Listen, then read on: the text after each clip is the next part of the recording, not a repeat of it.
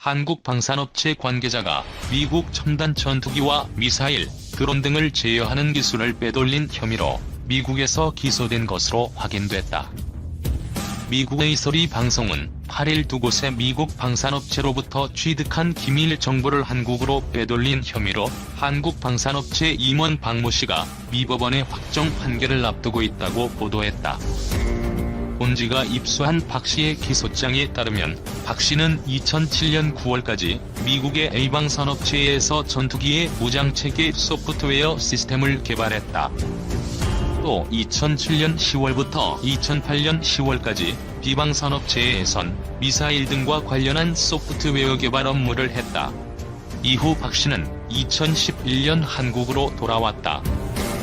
박 씨가 관여했던 미국 방산업체의 기술은 기밀사항으로 미국 이외로 가져나갈 수 없는 것이었다.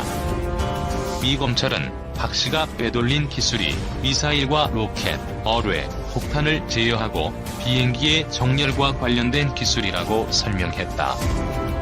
과거 한국 언론들은 박 씨와 관련한 기사에서 미국에서 전투기 등을 전문적으로 생산하는 록히드 마틴과 레이시온, 보잉 등에서 근무했다고 보도하기도 했다.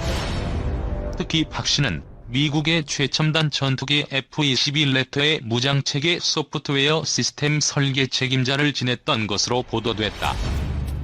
이를 볼 때 기소장에서 명확히 설명을 하지는 않았지만 박 씨가 A사에서 가져온 무장체계에 관련된 정보는 F-22 랩터와 관련됐을 수 있다. 한국으로 돌아온 박 씨는 2011년 11월 N사를 세웠다. 이 회사는 미국의 군사기밀과 관련된 업무를 하는 회사가 아니었다. 그러나 박 씨는 2014년 11월 의도적으로 한국 항공우주산업 관계자에게 기밀이 포함된 프리젠테이션을 진행했고, 이때 미국 에이서로부터 획득한 정보가 들어가 있었다고 미국 검찰은 밝혔다. 박 씨는 가히 이외에도 다른 한국의 방산업체들에도 기밀 내용이 들어있는 브리핑을 했다. 미 검찰은 박 씨가 방산업체들로부터 계약을 따내기 위해 이 같은 일을 했다고 밝혔다. 박 씨는 지난해 8월 미 수사당국에 체포돼 지난달 12일 법원에서 미국의 무기수출통제법과 국제무기거래규정 위반한 혐의를 인정했다. 박 씨가 인정한 혐의는 최대 20년의 구금형과 최대 100만 달러의 벌금형이 처해질 수 있다. 그러나 박 씨가 유죄를 인정하고 합의하면서 미국 정부는 징역 36개월 이상을 원하지 않는다고 법원에 의견을 제출했다. 미 법원은 이 같은 박 씨의 유죄 인정에 따라 오는 9월 판결을 내릴 예정이다.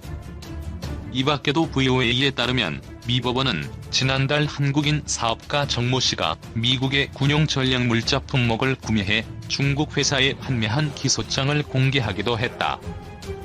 정 씨는 군용으로 전용될 수 있는 무선 주파수 증폭기, 전력 증폭기 등을 한국으로 수입한다고 속인 뒤 실제로는 중국으로 수출했다.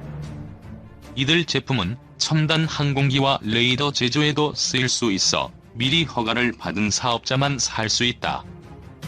미국 연방검찰은 지난 2014년 정 씨에 대한 공소장을 제출했고, 2017년 뉴저지, 2018년 워싱턴 DC 연방법원에 기소한 뒤 사건을 비공개 처리하다 지난 6월 8일에 공개했다.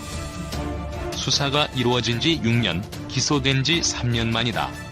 이 때문에 미국 법원이 기소 사실을 공개한 것이 중국과 민감한 기술을 거래하려는 한국 기업들에 대한 경고 차원이 아니냐는 해석이 나온다.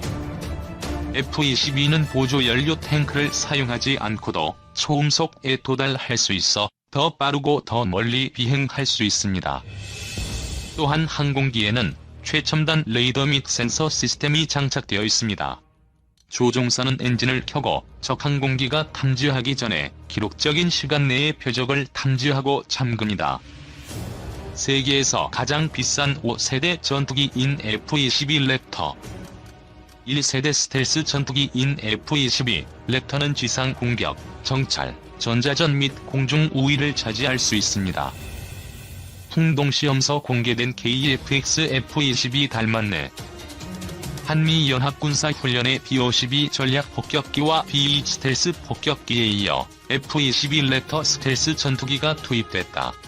F-22 전투기는 세계 최강의 전투기로 알려져 있다. 지난달 31일 한국에 도착한 F-22 전투기는 록히드 마틴사와 보잉사가 제작한 미국의 차세대 중형 전투기다. 레이더의 추적을 피하는 스텔스 기능을 갖추고 있으며 최대 250km 떨어진 적의 위치와 정보를 파악할 수 있는 APG-77 AESA 레이더를 장착하고 있다.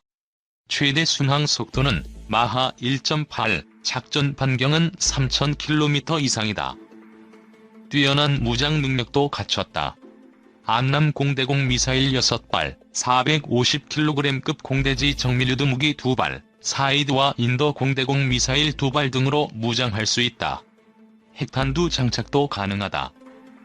F-22 전투기는 이 같은 스텔스 성능과 전자 정찰 능력을 이용해 유사시 적국의 주요 통신 시설과 지휘부, 레이더 기지, 비행장 등을 파괴하는 임무를 맡는다. 한국항공우주산업과 한국항공우주연구원은 지난 22일 대전 항우연 저속풍동시험실에서 KF-X 저속풍동시험 착수 행사를 열고 KF-X의 기체 형상 설계를 위한 풍동시험에 착수했다. 국내외 전문기관에서 진행되는 KF-X 풍동시험은 형상 최적화를 위한 1단계와 형상 확정을 위한 2단계, 확정 형상에 대한 상세 데이터 확보를 위한 3단계 과정으로 진행되며 총 13,000여 시간 동안 저속 고속풍동, 강제진동, 흡입구 풍동 등의 세부 시험을 수행하게 된다. KF-X는 저속 풍동 시험을 시작으로 1단계 풍동 시험이 본격 시작되며 1에서 2단계 풍동 시험이 완료되는 18년 중반 기체 형상을 확정할 계획이다. 저속 풍동 시험은 KF-X 탐색 개발 형상인 C103에서 발전된 C105 형상의 1월 13일 정밀 축소 모델을 이용해 풍속 70m/s의 저속 조건에서 기체, 랜딩 기어, 외부 무장 형상에 미치는 비행 특성을 측정하는 시험이며 기간은 총 2개월이 소요된다. 항우연 항공기술연구단 김철환 단장은 항우연은 99년부터 자동차, 선박은 물론 수리원, K-200 등 국산 항공기 개발 참여를 통해 국내 풍동시험 기술을 발전시켜왔다. 온 국민의 염원인 한국형 전투기 개발 성공을 위해 이번 시험이 적기에 완료될 수 있도록 최선의 노력을 다하겠다. 고 밝혔다.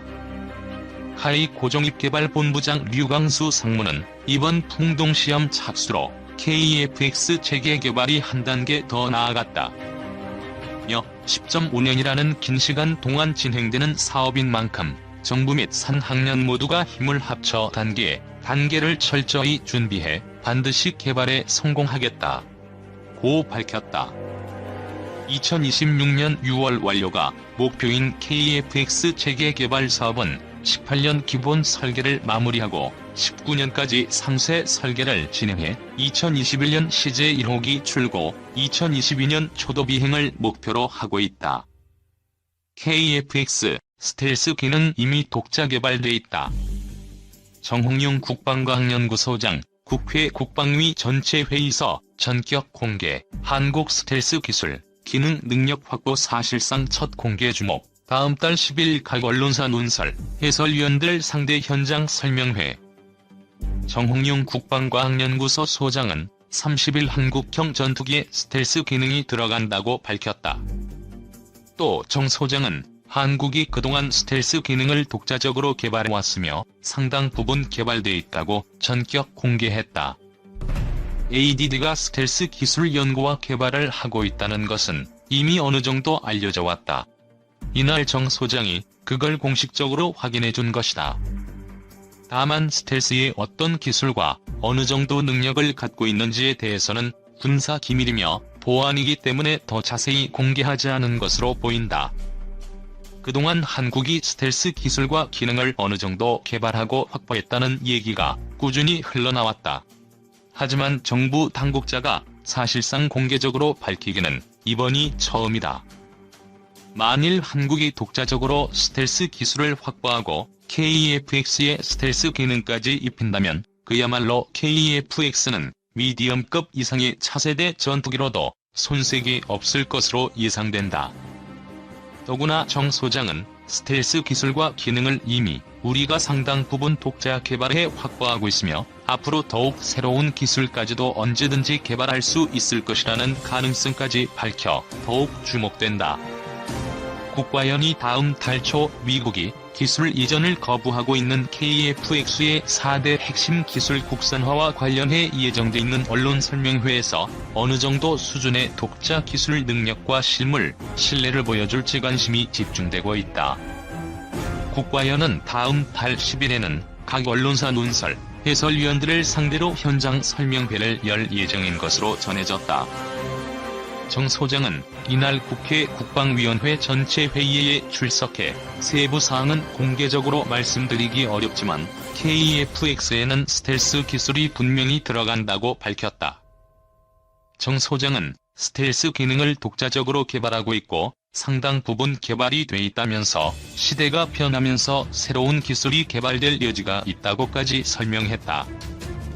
정 소장은 현재 개발한 것을 그대로 적용할 것인지 새로운 기술을 개발할 것인가는 논의 중에 있다고 말했다. 비용 외에 개발비와 100대 정도를 도입하는 데 각각 1조 5천억 엔씩이 필요할 것으로 보고 있다. 일본은 10여 년 전 미국에 F-22 수입을 타진했으나 미국 의회가 군사기술 유출을 우려해 환미를 거부했다. 현재는 생산을 중단한 상태다. 자동차와 농산물에 비해 단가가 높은 군수용품 수출이 증가하면 적자 축소를 기대할 수 있다. 트럼프 정부에 대한 첫 평가 무대인 11월 중간 선거를 앞두고 전임 오바마 행정부의 국방비 감축으로 타격을 받은 군수업계의 지지를 확보할 기회이기도 하다. FX 순국 산화를 목표로 해온 일본은 어려운 선택에 몰리게 됐다. 옛기술연구본부에서 전투기 개발에 관여했던 가게야마 마사미 전 항공장비연구소장은 미국이 FX 사업을 주도하면 일본 기업의 수익이 악화돼 방산 분야의 생산과 기술 기반이 흔들릴 것이라고 우려했다. 그는 정비 등도 미국에 의존하게 되면 긴급시 운용에도 지장이 있을 수 있어 모자라는 분야는 미국의 기술력을 빌리면서 일본이 주체가 되게 개발해야 한다고 강조했다. 니혼 게이제이는 그러나 미일 동맹을 중시하는 일본의 입장에서 미국의 제안을 거부하기는 어려워 FX 순국 산화는 현실성이 떨어진다고 지적했다. 록히드는 빠르면 올 여름에 F-22와 F-35 혼합형 개발 계획 구체안을 마련한다는 계획이다. 록히드사는 니혼 게이제이의 취재에 대해 양국 정부가 F-2의 후속 기종을 검토해 주기를 기대한다면서 일본의 안보에 기여하면서 비용 대비 효과가 높은 기술을 제공할 수 있다고 밝혔다. F-22는 뛰어난 스텔스 성과 초음속 비행이 장점이다. F-22는 선진국의 레이더에도 거의 잡히지 않는다. 스텔스 성과 비행 성능은 상반되지만 F-22는 이 두 가지가 양립한 세계 최강 전투기로 평가되고 있다. F-35는 다른 항공기나 지상과의 네트워크가 장점이다. 고도의 소프트웨어를 갖춰 자체 센서와 다른 항공기 및 지상 레이더의 정보도 순식간에 포착하는 것으로 알려져 있다. 미의 스텔스 기술 결정체 F-35-1의 소스 코드까지 공유. 미국이 최신의 스텔스 전투기인 F-35의 소프트웨어에 대한 기밀을 제공하겠다고 일본 방위성에 제안했다는 보도가 나오면서 미국에 있어 일본이 갖는 전략적 가치가 어느 정도인지 다시 한번 확인됐다는 평가가 나온다. 미국은 F-35 같은 최신의 전략무기는 동맹국이나 우방국에도 함부로 팔지 않는다. 그런 만큼 미국이 F-35 소프트웨어 기밀 정보를 제공하겠다고 나선 것은 미일 동맹이 그만큼 견고하다는 것을 보여주는 증거란 것이다. 일본 요미우리 신문은 17일 일본 정부 관계자를 인용해 미국이 F-35의 엔진 등 부품이나 미사일을 제어하기 위해 기체에 탑재한 소프트웨어에 대한 기밀 해제 의향을 나타냈다고 보도했다. 소프트웨어 제공은 소스 코드, 즉 설계와 관련된 정보를 넘기겠다는 의미다. F-35 전투기는 미국의 일부 동맹국이나 우방국에만 허용될 정도로 중요한 미국의 전략 물자다. 이러한 스텔스기 설계 기밀을 제공하겠다는 것은 미국이 40년 넘게 축적해온 스텔스 관련 기술을 공유하는 것과 다를 바 없다. F-35는 무적의 전투기로 평가받는 F-22 랩터와도 견줄만한 스텔스 능력을 갖추고 있다. F-22는 대형 기종으로 제공권 장악을 목적으로 하는 반면 F-35는 중소형 기종으로 지상 공격과 함께 제공권 장악까지 실행할 수 있도록 개발됐다. F-22의 보급형 모델인 셈이다. F-35A의 최대 속력은 마하 1.8, 전투행동 반경은 1098km다. 지난달 이대가 배치된 청주 공군기지에서 평양까지 약 300km, 신의주까지 약 500km임을 감안할 때 정리대에 잡히지 않는 스텔스 상태로 북한 전역을 다녀올 수 있다. F-35는 특히 최강의 카운터 스텔스 능력을 갖고 있다. 카운터 스텔스란 스텔스 전투기 간의 대결을 상정한 것으로 먼저 보고 먼저 쏘고 먼저 죽인다로 요약할 수 있다. 카운터 스텔스 기능만큼은 F-35가 F-22보다 더 낫다는 평가도 있다. 한 군사 전문가는 F-35는 미국이 보유한 스텔스 기술의 결정체라고 했다. F-22가 개발될 때만 해도 맞설 수 있는 스텔스 전투기가 없었기 때문에 카운터 스텔스 기능이 크게 요구되지 않았지만 최근 중국과 러시아가 스텔스기 개발에 매진하면서 최근 출시된 F-35엔 다양한 카운터 스텔스 능력이 탑재됐다는 것이다. 그런 만큼 미국은 스텔스기를 동맹 우방국이라고 해서 무조건 팔지 않는다. 미국으로부터 F-35를 구입하거나 앞으로 도입할 나라는 한국, 일본, 이스라엘, 영국, 호주, 싱가포르, 터키, 이탈리아 등 8개 나라에 불과하다. 더구나 F-35를 도입을 승인했다 해도 핵심 기술은 절대 넘기지 않는다. 한국군은 정부 간 합의를 통해 외국의 군수 물자와 서비스를 판매할 수 있는 미국의 대외군사 판매 규정에 따라 2021년까지 F-35 40대를 도입하기로 했다.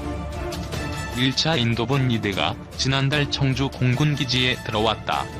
작년 3월 미국 텍사스주 포트워스에서 한국의 F-35의 첫 출고 기념식을 앞두고 마크 네퍼 주한미대사 대리가 한미동맹의 역량을 현대화하고 확장하려는 한 미양국 노력의 결정체라고 평가한 것도 이 때문이다. 미국은 애초 우리나라에 F-35 판매 계약을 체결하면서 한국형 차세대 전투기 개발을 위해 25개 분야의 기술을 이전하기로 약속했다.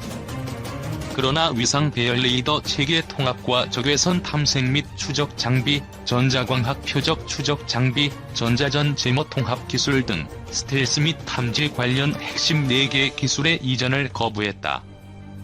그런데 미국이 일본에는 소프트웨어 소스 코드까지 제공하겠다고 했다는 것이다. 양욱 한국 국방안보 포럼 연구위원은 F-35 소스 코드는 상당히 높은 기술로 한국군은 제공받지 못한 것이라면서 미국에 있어 일본이 갖는 안보적 의미가 상당하다는 점을 보여준다고 말했다. F-22 동체 표면의 중대 결함. 꿈의 전투기로 불리는 F-22 랩터의 동체 표면에 코팅된 특수 재료에 중대 결함이 있는 것으로 드러났다고 워싱턴 포스트가 10일 보도했다. WP에 따르면 미 국방부가 극비리에 진행한 테스트 결과 스텔스 기술이 적용된 F-22 랩터의 동체에 레이더 전파를 흡수하도록 덧입혀진 특수 금속이 눈과 비 등 다양한 기후 환경에서 특히 취약한 것으로 밝혀졌다.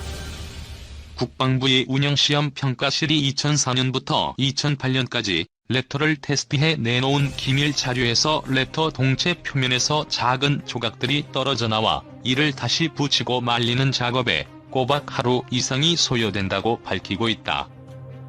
4년간 F-22 랩터 1시간 비행당 평균 보수 시간은 20시간에서 32시간으로 늘어났고 보수 시간 가운데 동체 표면 수리에 드는 시간이 절반 이상을 차지했다.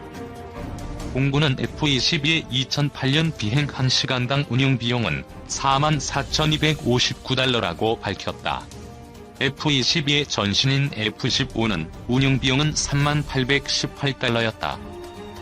익명을 요구한 미국 방부의 한 관계자는 F-22의 결함에 대해 단 1.7시간만 비행하면 비행 임무의 성공을 위협하는 심각한 결함이 나타난다는 것은 매우 수치스러운 일이라고 말했다.